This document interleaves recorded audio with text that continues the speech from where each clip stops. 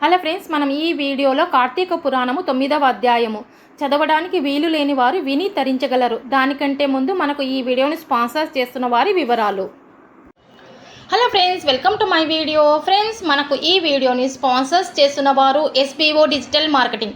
వీరు అందరికీ part time జాబ్ని ఇస్తూ ఉన్నారు. డైలీ 200కు పైగా సంపాదించుకునే అవకాశం, అది కూడా మన యొక్క ఫ్రీ టైంలో. ఇకపోతే వర్క్ ఓన్లీ. మన యొక్క సోషల్ మీడియాలో కంటెంట్ను షేర్ చేయడం మరియు పబ్లిష్ చేయడం ద్వారా మన ఇన్కమ్ని సంపాదించుకోవచ్చు. ஸ்கிப் பண்ணாதீங்க, பெரிய தப்பு. தினம் 300 ரூபாய் சம்பாதிக்க அரிய வாய்ப்பு. இன்ஸ்டாகிராம், ஃபேஸ்புக் பயன்படுத்த தெரிந்தால் போதும். Content post and content publishing மூலமா தினம் 300 ரூபாய் சம்பாதிக்கலாம். இந்த வேலை செய்ய 5 நிமிடம் போதும். Work training support, group communication support, all language customer live chat support, முக்கியமா சொந்தமா ஒரு பிசினஸ் ஸ்டார்ட் பண்ற அளவுக்கு உங்களால கற்றுக்கொள்ளவும் முடியும், சம்பாதிக்கவும் முடியும். இந்த வேலை வாய்ப்பு வழங்குவது 5 வருடத்திற்கு மேல ரன் ஆகிட்டு இருக்க நம்ம தமிழ்நாட்டு company school of business organisation private limited. மேலும் விவரங்களுக்கு டிஸ்கிரிப்ஷன்ல கொடுத்திருக்க நம்பருக்கு வாட்ஸ்அப் பண்ணுங்க. ఫ్రెండ్స్, మనము కార్తీక పురాణములోని అధ్యాయములను పఠించడానికి ముందుగా మనము శ్రీ శివస్తోత్రము, శ్రీ విష్ణు స్తోత్రము ఒక్కసారి పఠించి ఆ తరువాత మనం అధ్యాయంలోనికి వెళదాం. శ్రీ శివస్తోత్రము. వందే శంభు ఉమాపతిం సురుగురం వందే జగత్కారణం వందే పన్నగభూషణం మృగధరం వందే పశునాం పతిం వందే సూర్య శశాంక వహ్నీనయనం వందే ముకుంద ప్రియం వందే భక్తజనాశ్రయించ వరదం వందే శివం శంకరం. శ్రీ విష్ణు స్తోత్రం. శాంతాకారం భుజగశయనం పద్మనాభం సురేశం విశ్వాకారం గగనసదృశం మేఘవర్ణం శుభాంగం లక్ష్మీకాంతం కమలనయనం యోగి హృద్యానగమ్యం వందే విష్ణుం భవభయహరం సర్వలోకైకనాథం. కార్తీక పురాణము 9వ అధ్యాయము. విష్ణు పార్షద యమదూతల వివాదము. ఓ యమదూతలారా, మేము విష్ణుదూతలము వైకుంఠము నుండి వచ్చితిమి. మీ ప్రభువకు యమధర్మరాజు ఎటువంటి పాపాత్ములను తీసుకుని రమ్మని మిమ్ములను పంపెను అని ప్రశ్నించిరి. అందుకు జవాబుగా యమదూతలు, విష్ణుదూతలారా, మానవుడు చేయు పాప పుణ్యాదులను సూర్యుడు, చంద్రుడు, భూదేవి, ఆకాశము, ధనంజయాది వాయువులు రాత్రింబవళ్ళు సంధ్యాకాలము సాక్షులుగా ఉండి ప్రతి దినం మా ప్రభువు కడకు వచ్చి విన్నవించుచుద్దురు. మా ప్రభువుల వారి కార్యకలాపాలను చిత్రగుప్తునిచే చూపించి మా మనుజుని అవసాన కాలమున మమ్ము పంపి మారిని రప్పించెదరు. పాపులు ఎటువంటి వారో వినుడు.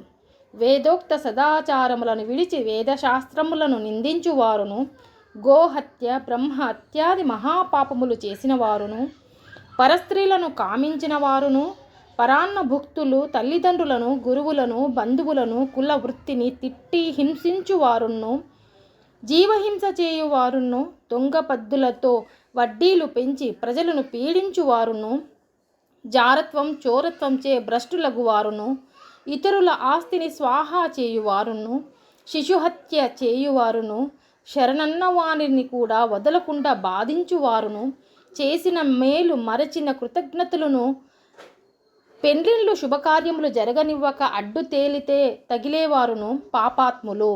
వారు మరణించగానే తన కడకు తీసుకువచ్చి నరకమందు పడద్రోసి దండింపుడని మా యమధర్మరాజు గారి యాజ్ఞ. అది అటులుండగా మా ఈ అజామీలుడు బ్రాహ్మణుడై పుట్టి దురాచారములకు లోనై కులభ్రష్టుడై జీవహింసలు చేసి కామాంధుడై వావి వరుసలు కూడా లేకుండా సంచరించిన పాపాత్ముడు. వీనిని విష్ణులోకములకు ఎట్లు తీసుకొని పోవుదురు అని అడుగగా విష్ణుదూతలు, ఓ యమకింకరులారా, మీరెంత అవివేకులు! మీకు ధర్మసూక్ష్మములు తెలియవు. ధర్మసూక్ష్మములు ఎట్టివో చెప్పదము వినుడు.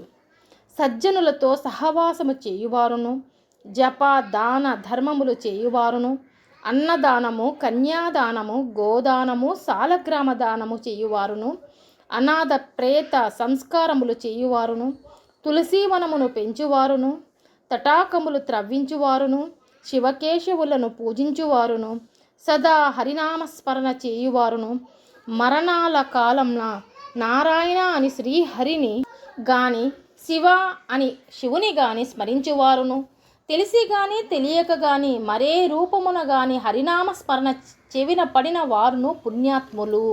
కాబట్టి అజామిలుడు ఎంత పాపాత్ముడైనను మరణకాలమున నారాయణ అని స్మరించుచూ చనిపోయెను. కాన మేము వైకుంఠమునకు తీసుకొని పోవుదుము అని పలికిరి. అజామిలుడు విష్ణుదూతల యమదూతల సంభాషణలు ఆలకించి ఆశ్చర్యముంది.